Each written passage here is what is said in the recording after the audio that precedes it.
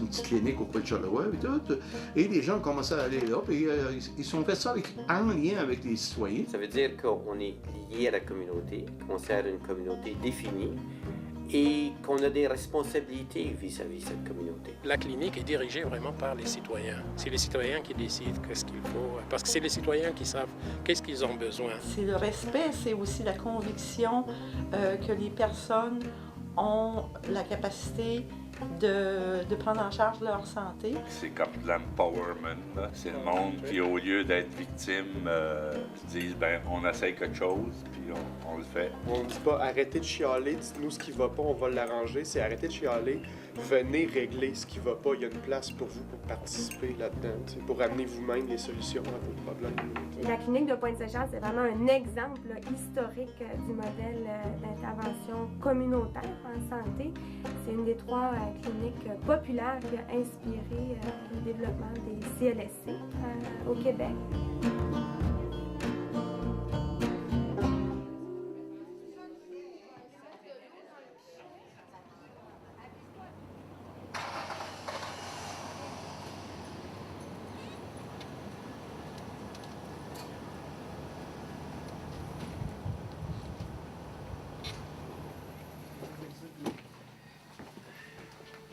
Bonjour Isabelle.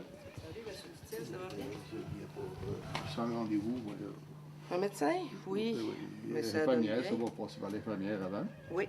OK. Oui. La clinique est d'abord une initiative citoyenne associée avec des étudiants de la faculté de médecine de McGill qui voulaient un peu intervenir dans un milieu populaire. Le contexte économique de Pointe-Saint-Charles était à certains aspects semblable au contexte économique d'aujourd'hui. C'est-à-dire que sur l'île de Montréal, c'était un des quelques quartiers, 2 ou 3 quartiers les moins favorisés. Ça, c'est une période qui date d'avant l'assurance maladie. C'est donc dire que pour les citoyens, les problèmes d'accès aux services de santé, les problèmes de santé en général, de qualité de vie, c'était des problèmes importants. Il n'y avait pas accès vraiment à des services, sinon il fallait payer, s'endetter. Lorsqu'on a créé la charte de la clinique communautaire, on pensait que c'était important que les dirigeants soient des gens de la communauté pour répondre aux gens de la communauté et pour que ce soit les gens de la communauté et pas des gens du gouvernement très loin qui répondent à cette communauté. Une des choses les plus importantes, je pense, concernant la clinique, c'est que ça a été le prototype des CLSC d'aujourd'hui. Et en 1972, le ministre de la Santé qui venait d'être élu à ce moment-là, qui était Claude Castonguay, est venu voir la clinique. Il a parlé avec des intervenants de la clinique. Et je pense que il avait déjà dans sa tête qu'une clinique comme la clinique communautaire de Pointe-Saint-Charles était le genre de clinique qu'il fallait qu'il fallait créer dans tous les milieux défavorisés et aussi dans les milieux qui n'étaient pas servis en région. On a réussi à négocier une entente où le statut d'organisme à but non lucratif géré par les citoyens ont été préservés avec un contrat, c'est une forme d'entente de service pour assurer les services CLSC et pour garantir le financement de la clinique. Okay. Monsieur Dutil? C'est moi-même. Bonjour. Bonjour. Je m'appelle Elisabeth, je suis l'infirmière. Vous savez mon nom, pas besoin. Il y a Mais des c'est un fois, petit peu froid aujourd'hui. Hein? il y a des fois que le matin. Donc, Monsieur Dutil, qu'est-ce qui vous amène aujourd'hui à la clinique? J'ai un problème de respiration, de misère à respirer, surtout la nuit, je tousse. OK, vous toussez beaucoup la nuit? À l'occasion, assez pour nous déranger. À la clinique, on fonctionne et on fait la promotion de l'approche globale en santé. Qu'est-ce que ça veut dire? Ça veut dire une conception de la santé qui est proche de celle de la définition de la santé de l'OMS, de l'Organisation mondiale de la santé, qui dit que la santé, c'est pas seulement l'absence de maladie. C'est un état global de bien-être. L'approche conventionnelle, on travaillait beaucoup plus en silo. L'infirmière faisait son travail, le médecin faisait son travail, travailleuse sociale, ergothérapeute. Puis il y avait peut-être moins de communication. Ici, à la clinique, on a une approche globale. Lorsqu'un usager vient pour un problème spécifique, on va essayer de voir qu'est-ce qui entoure, qu'est-ce qui influence la personne, puis ce problème-là. Puis autant pour essayer de trouver une solution que qu'est-ce qui influence, qu'est-ce qui cause ou qu'est-ce qui rend ce problème-là un petit peu pire que ça pourrait l'être. C'est certain qu'on travaille en équipe, les gens en sont informés, donc s'il y a des difficultés quelconques, vraiment l'information circule au sein de l'équipe. Ça reste très confidentiel, mais l'information circule pour que le service soit le plus adapté possible. C'est prouvé que plus on agit avant que les problèmes s'installent ou se cristallisent, plus de chances on a d'empêcher l'apparition d'un problème ou bien d'en empêcher une aggravation. Sinon, est-ce que vous habitez près de Wellington ou près de...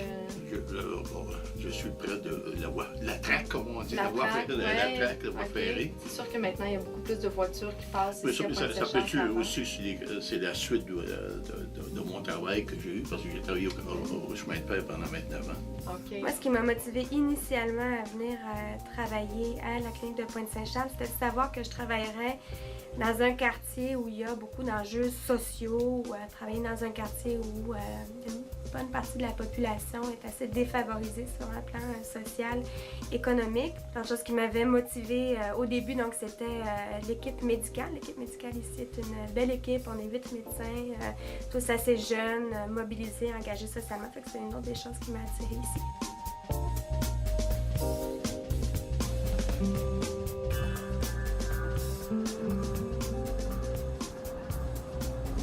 La clinique travaille sur plusieurs fronts. Par exemple, on participe ici aujourd'hui, on a participé à l'organisation de la Marche mondiale des femmes. Dans la marche ici, on réclame la fin des catégories à l'aide sociale et surtout la fin de la pauvreté. Donc, en termes de lutte politique, c'est ça, on mobilise les gens, on essaie de développer un rapport de force. On écrit, par exemple, des communiqués. On a mis en place une grande bannière sur nos locaux. Donc, finalement, c'est qu'on prend position dans plusieurs dossiers, puis on lutte vraiment pour l'accessibilité du système de santé et pour qu'il demeure public et universel. À cause de tout ce qui se passe en ce moment, au niveau gouvernemental particulièrement, puis dans la société civile, il y a une espèce de courant de droite en ce moment qui se passe.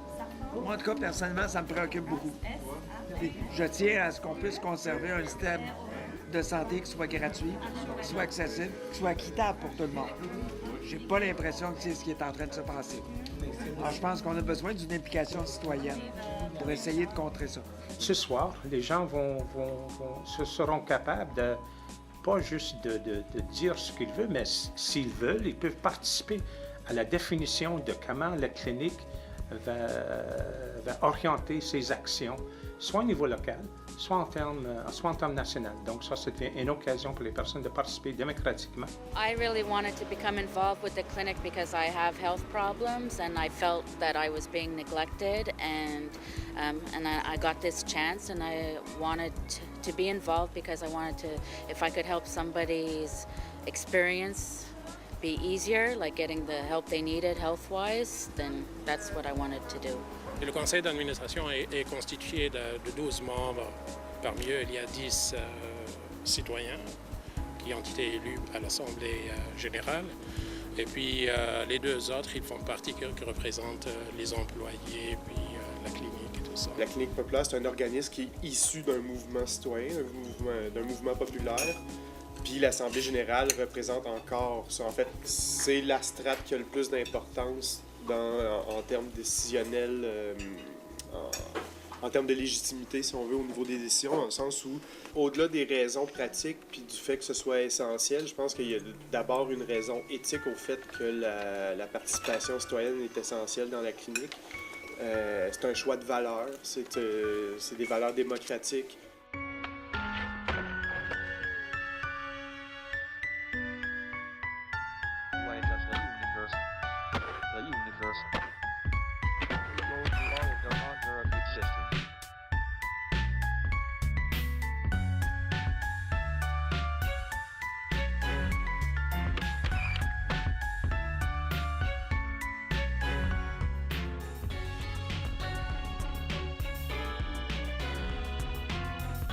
On a réussi, dans la clinique, les citoyens ont réussi, avec de l'aide de l'intérieur, de l'extérieur, de quartier et autres, à maintenir la clinique comme elle est, puis à demeurer encore, puis avec ses batailles, mais en même temps son développement qui essaie de se développer vers les citoyens, toujours essayer le plus possible vers le citoyen, avec le citoyen.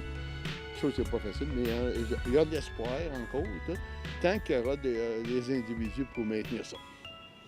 Et j'espère que les jeunes vont prendre la relève. On a hâte! Merci.